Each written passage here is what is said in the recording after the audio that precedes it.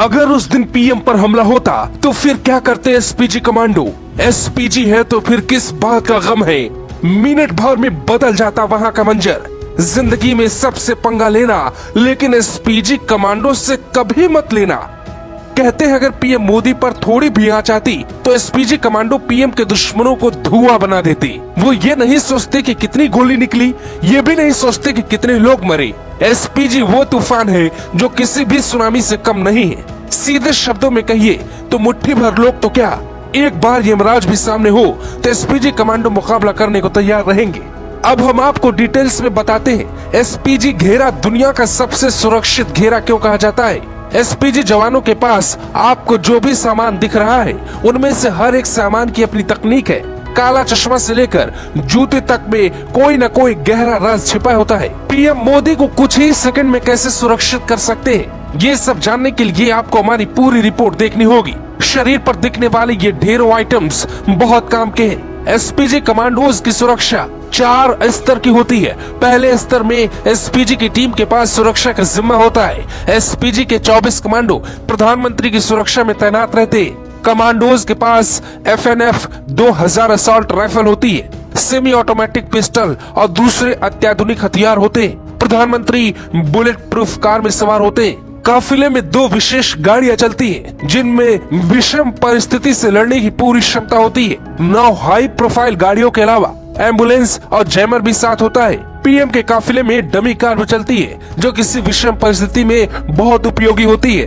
काफिले में करीब 100 जवान शामिल होते हैं। राजीव गांधी की हत्या जब हुई तो उनकी सुरक्षा एसपीजी जवानों के हाथों में नहीं थी। पीएम पद से हटने के बाद चंद्रशेखर ने राजीव गांधी की एसपीजी सुरक्षा हटवा दी थी। लोग कहते हैं कि अगर पूर्व पीएम के पास एसपीजी होती तो आज राजीव गांधी जिंदा होते। एसपीजी के जवानों को गोली चलाने से पहले किसी की परमिशन की जरूरत नहीं होती। पीएम की सुरक्षा पे रोज 1 करोड़ 62 लाख रुपए खर्च होते हैं। सालाना बजट 592 करोड़ है। एसपीजी के हाथों में ये बैग आपको दिखता है, दरअसल ये बैग नहीं है, ये वो हथियार है जो पीएम को गोलीबारी से बचा सकता है। बुलेट प्रूफ शील्ड है जो किसी भी हमले के दौरान एसपीजी जवान खुद के सामने इसे खड़ा कर दुश्मन का सामना कर सकते हैं।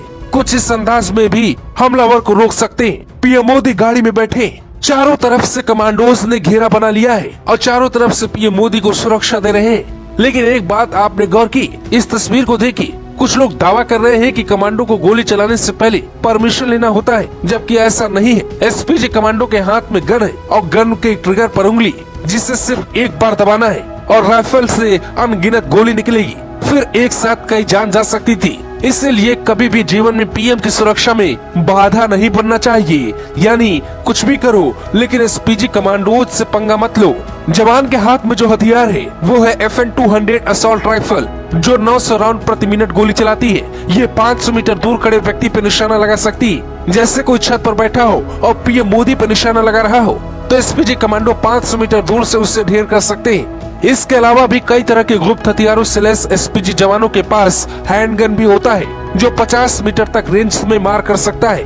एसपीजी जवानों के कान में ईयर प्लग होता है, जिससे वो पूरी तरह टीम के साथ जुड़े रहते हैं। जबकि काला चश्मा इसलिए लगाते हैं, अगर कोई धमाका हो जाए या तेज रोशनी उनकी आंखों पे पड़े तो किसी भी परिस्थिति में उनकी आंखें बंद ना हो, उनकी आंखों पर किसी भी केमिकल या किसी भी गैस का बहुत ज्यादा असर न हो, इसलिए वो हमेशा काला चश्मा लगा कर रखते हैं। एसपीजी के पास इतनी ताकत है कि वो पीएम की बात सुनने के लिए बाध्य नहीं होते। अगर उन्हें लगा कि वहाँ कोई खतरा है तो पहले सूझबूझ के साथ बिना हथियार निपटने की कोशिश करते हैं, जिसके लिए बाकायदे उन्हें ट्रेनिंग दी जाती है। लेकिन मामला गंभीर हुआ तो 1 सेकंड में गोली भी चला देते हैं। एसपीजी के रहते पीएम मोदी को कुछ भी नहीं हो सकता। कमांडो जानते हैं उनके ऊपर साल में 600 करोड़ क्यों खर्च किया जाता है। फिलहाल भारत की एक व्यक्ति को ही सुरक्षा दी जाती है और प्रधानमंत्री के साथ ही एसपीजी रहती है। एसपीजी मतलब धरती का वो सुरक्षा कवच जिससे यमराज भी आसानी से नहीं तोड़ पाएंगे। खबरों से जुड़े रहने के लिए हमारे चैनल झारखंड न्यूज को सब्सक्राइब कर ले और कोई खबर है अगर आपके पास तो पहुंचाए हम तक, हम पहुंचाएंगे सरकार तक।